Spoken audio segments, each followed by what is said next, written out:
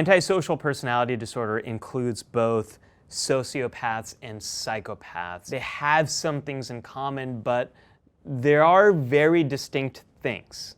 I'm Dr. Ali Matu, clinical psychologist, and today we're going to be looking at mental illness in movies. In New York, does it remind you? That's manipulative. I don't want to talk about it. Are they coming back? The aliens? Maybe. Can you stop? So that's kind of a pretty good example of trauma right there. Does this subject make you edgy? Yeah, a little bit. Can I just catch my breath for a second? Now he's starting to feel some panic. He's been triggered. To breathe into?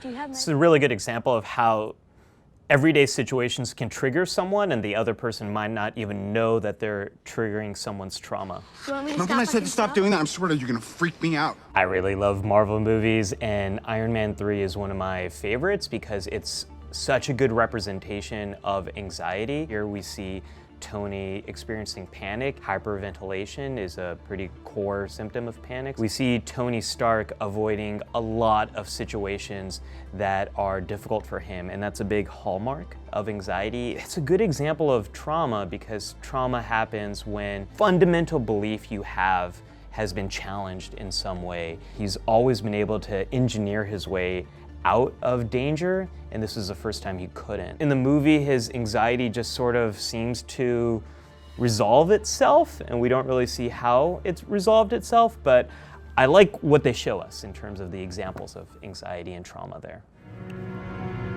Okay, I haven't seen Split yet, but I really want to see it. With regard to Jahamana's defeat and Muhammad of Ghor's conquest between 1192 and 1200, I would liken it to Muhammad's brazen ultimatum that So this looks like another dissociative identity disorder. It's kind of interesting idea is like vlogging as your different personalities to yourself. choke. I hate my insulin shots. No one else around here has to take them. What do I have to do? Diabetes. So accurate representation, different tone of voice, different presentation, different way of talking, different way of sitting. Huh? How do you explain I'm the only one that needs these, you motherfucker? Okay, I have no idea what's about to happen, but it's kind of interesting. What's unusual about this example is his different personalities seem to be talking to each other. Some personalities can interact with each other, but to this level of communication and coordination, probably not. And dissociative identity disorder is also very controversial. Some people think it's a representation of schizophrenia, and that is a big myth. The confusion comes from the word schizophrenia. Schizophrenia means split mind, and that refers to the split between what's really happening and what someone's experiencing in their mind with hallucinations. He has kidnapped these other women. It's an M. Night Shyamalan film. In this kind of stuff, you suspend your disbelief a little bit more, but this is where a lot of people get ideas about mental illness. I don't think a lot of people take it too seriously, but it is perpetuating some myths. Okay, I haven't seen Beautiful Mind in many years, but I remember really liking it. Oh my gosh. This is like really sad to watch now. Charles was watching, he was okay.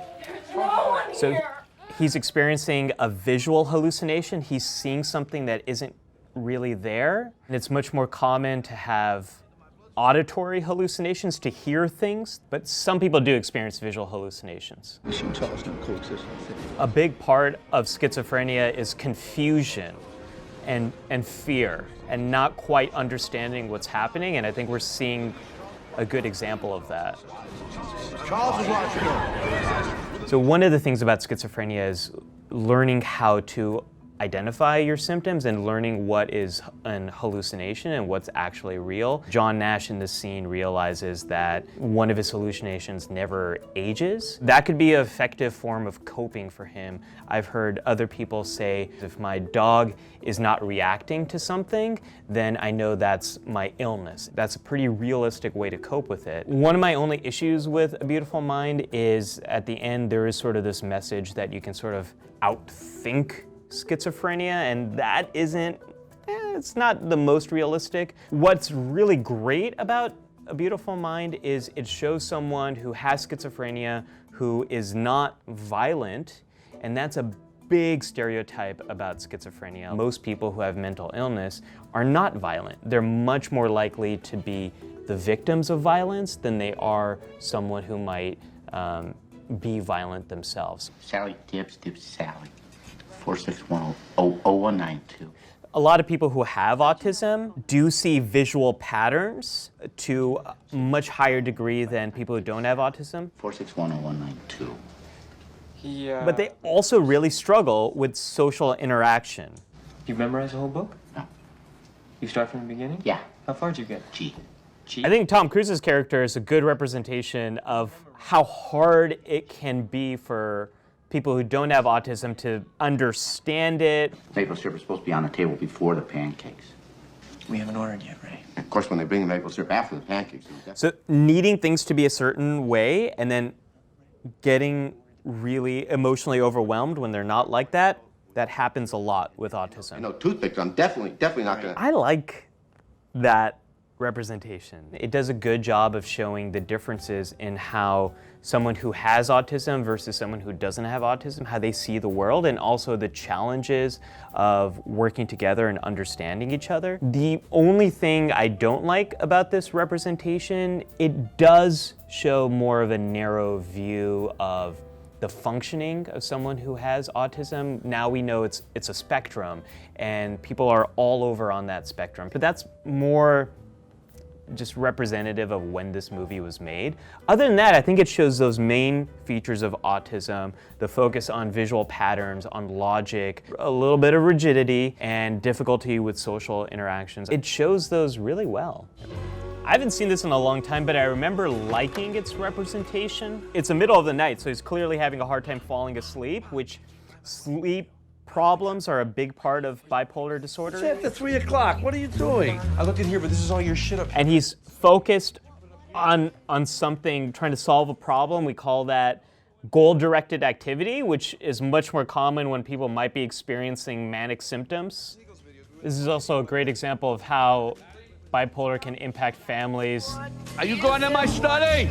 Feels to me like you want to hide. He's a bit more irritable, more frustrated, more upset. That can also really happen when someone is more manic. Bipolar is all about moving fast or moving slow. We're definitely seeing that fast part right here. This is a really quick escalation of stuff, but this kind of sequence of events can happen with bipolar disorder when someone is manic. It wouldn't happen this quickly, but you know, it's a movie. Let the whole neighborhood wake up. I don't. That was pretty good. Very quick escalation. It wouldn't happen that quickly, but it does a good job of showing us the experience of being manic. We also see a lot of that emotional sensitivity, intensity of the emotions. One of the biggest triggers for bipolar disorder, if you're not sleeping as much as you used to, or if you have trouble falling asleep, it can have a huge impact on your mood.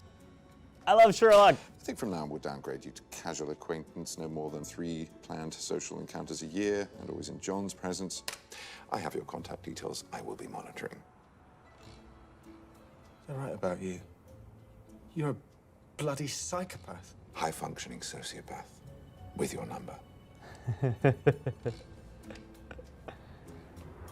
That is such a good line. I love that, because that speaks to this difference between sociopaths and psychopaths. There is a difference in how we use those terms. Both categories, they might break rules or break the law. The difference with a sociopath is they can form connections with other people. Sherlock definitely has a relationship with Watson. He definitely cares about him, so he does have relationships. He doesn't just simply manipulate people. The thing that's a little bit less realistic is people who are sociopaths, they tend to be more reactive, more impulsive, more emotional than psychopaths who are more cold-blooded, more tempered, more calculating. This Sherlock, I think he's a bit more on the autism spectrum. He sees patterns, doesn't interact with people the same way that other people do. He's not impulsive like we would think of many sociopaths.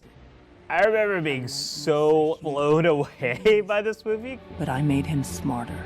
sharper. So we're seeing a lot of examples of how she's manipulated other people. There's a callousness, a lack of emotion there. We were happy pretending to be other people. We were the happiest couple we knew. That lack of emotion, lack of empathy, ability to manipulate other people to get what you want. This is very characteristic of antisocial personality disorder, especially breaking the law, murdering people. Younger, bouncier, cool girl. This is really intense. You think I'd let him destroy me and end up happier than ever? So that was really, just hearing her, I felt like goosebumps. It just felt so cold, so calculated. I would be very nervous around someone like that. It's a pretty good example of antisocial personality disorder. That's the technical, clinical term that we use. It's not the term most people use. The terms that come up are sociopath and psychopath. This is actually an example of someone who is a psychopath. Being very cold-blooded, being able to manipulate other individuals, not forming strong attachments unless it's to get what you want. That type of manipulation, that's much more associated with what people call psychopath. They can work on Wall Street and be really good scientists. Detachment from other people actually helps them to do their job. They don't have to be killers. Most of the stories that we see are about murderers, and that's not realistic. What's so cool about movies is they can make it easier for us to have conversations about mental illness. Mental illness is just one part of who we are, it's one part of our identity, but it's not the whole story. And now I need to go get a hug because I feel very scared. That was a scary movie to end on.